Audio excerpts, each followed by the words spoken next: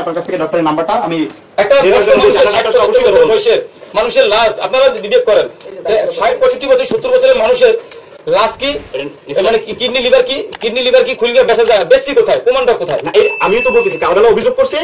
আচ্ছা আমি দেখাই এইটা কিডনি বিচালাইছি না ঠিক আছে এখন বলছি এটা উনি রাস্তায় থাকতে থাকতে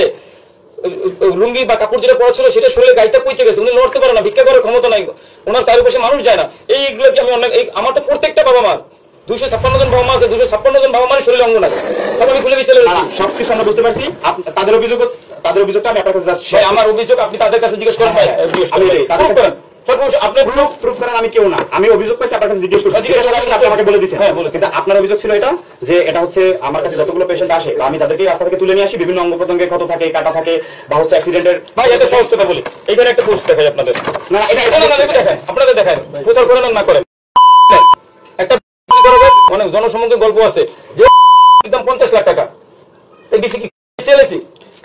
না এই ব্যাপারে তো আমি কিছু বলবো না কোর্ট দেখবে কেন একটা নরমাল আপনি যখন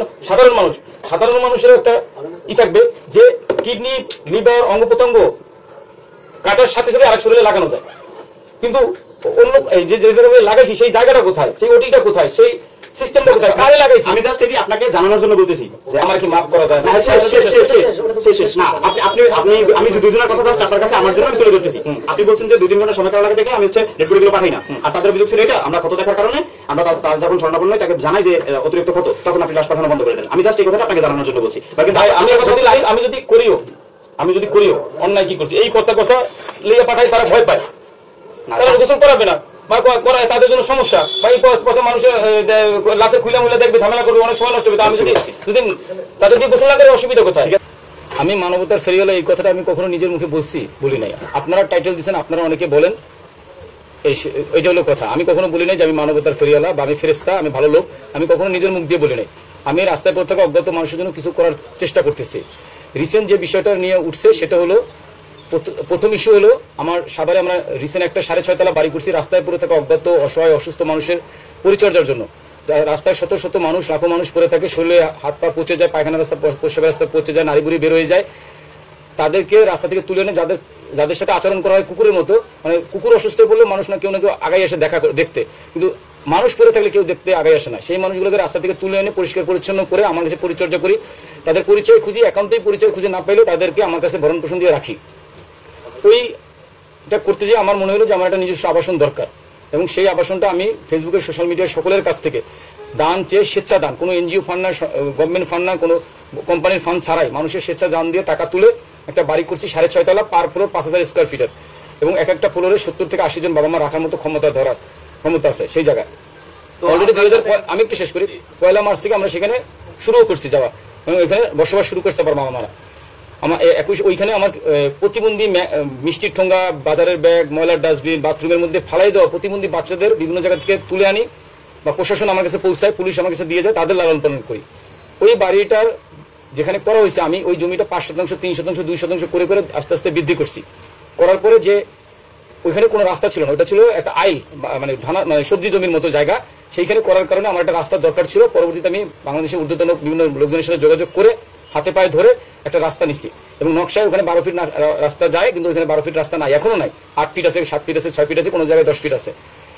এটা এই সীমানাটা শেষ হয়ে মানে এল টার্নে আমার জমির সামনে দিয়ে অন্যদিকে আবার এরকম রাস্তা আছে কিন্তু আমার পিছনের জমির মালিক যারা আছে তারা আমার জমির উপর দিয়ে কেনা জমির মাঝখান দিয়ে তারা 12 ফিট রাস্তা দাবি করে এবং সেটা নিয়ে তাদের সাথে দ্বন্দ্ব জড়ানো হয় এবং তাদের সাথে একটা ধস্তাধস্তির ব্যাপারও হয় আমার স্টাফদের সাথে এইটা পরবর্তীতে এটা মামলা করায় কোর্ট কাছারি হয়েছে পুলিশ প্রশাসনের দায়িত্বে আছে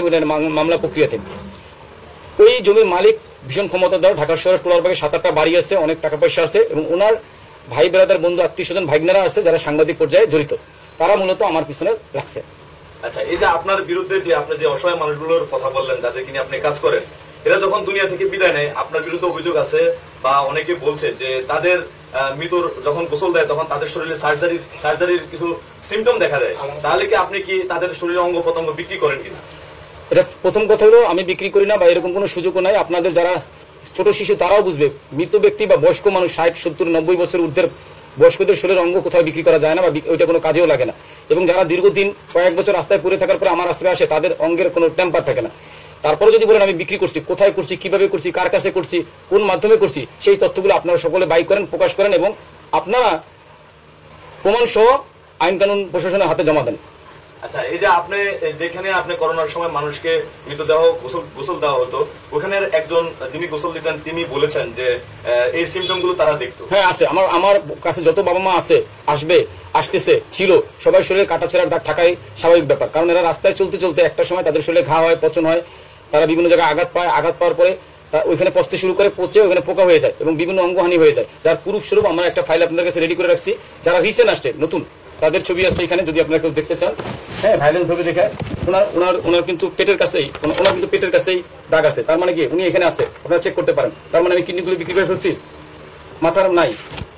এগুলি হাত নাই, এগুলি পরিষ্কার পরিচ্ছন্ন করে সুস্থ করে তোলার পরে তো দাগ থাকবে। এটা তো কসমেটিক্স স্বাভাবিক থাকার কথা। এটাতে সাধারণত সার্জারি প্রয়োজন হয়, যে সার্জারিটা প্রয়োজন হয়, এটা আপনি কোন হসপিটালে? কোনো হসপিটালে করি না। আপনার নিজস্ব, আপনার এখানে কি কোনো ওটি রুম আছে? ওটি আপনারা চেক করে দেখবেন। তাহলে এই সার্জারিটা কোথায় করেন? এটা আমরা যে রুগী আছে, যে জায়গায় যে বিছানায় রুগীটা রাখা হয়, সেই বিছানাতে রেখেই তাকে পরিষ্কার পরিচ্ছন্ন করা হয়। এবং এগুলি একদিনে বা এক মাসে সুস্থ হয়। এটা সুস্থ হইতে অনেক সময় লাগে, আস্তে আস্তে ড্রেসিং করে সুস্থ করে তুলতে হয় এদের। আচ্ছা, তো আপনি এই যে অসহায় অসুস্থ মানুষ বা এই মানুষদেরকে যে মৌলিক চাহিদাগুলো আপনি নিজের থেকে দেন, এটার মানে এটা আর্নিং এর উৎসটা আপনার? এটা আর্নিং এর উৎস হলো, আপনারা জানবেন আমার সোশ্যাল মিডিয়াতে দুইটা ভালো বড় ধরনের পেজ আছে। আমরা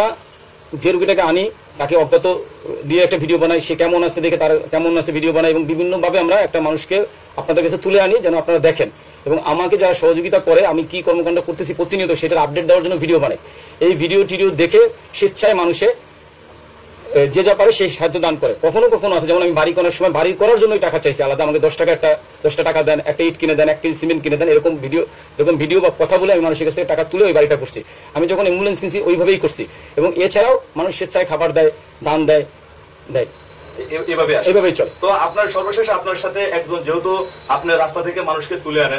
আনার পরে সেটা আপনার ফেসবুক পেজে পোস্ট করেন, তার গার্ডিয়ান যদি সেটার সন্ধান পায় অবশ্যই। সো দর্শক শ্রোতা, ভিডিওতে অবশ্যই লাইক, কমেন্ট, শেয়ার করতে ভুলবেন না। ভিডিওটা যদি ভালো লেগে থাকে অবশ্যই আমার চ্যানেলটি সাবস্ক্রাইব করবেন, পাশে থাকা বেল আইকনটি অল বাজিয়ে দিবেন